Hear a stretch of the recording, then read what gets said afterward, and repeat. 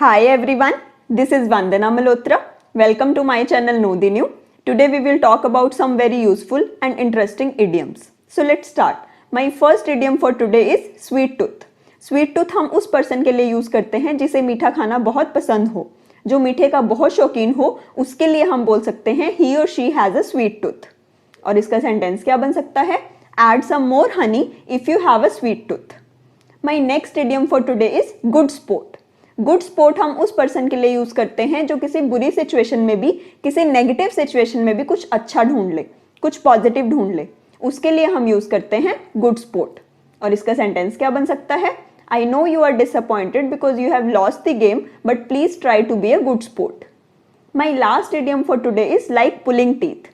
Like pulling teeth idiom हम तब use करते हैं जब कोई काम करने में हमें बहुत दिक्कत आए या बहुत मुश्किल लगे, तब हम यूज कर सकते हैं लाइक पुलिंग टीथ. और इसका सेंटेंस क्या बन सकता है? Getting this secret information out of him was like pulling teeth. ये थी हमारी बहुत useful idioms. If you like my video then please do subscribe. Thank you very much.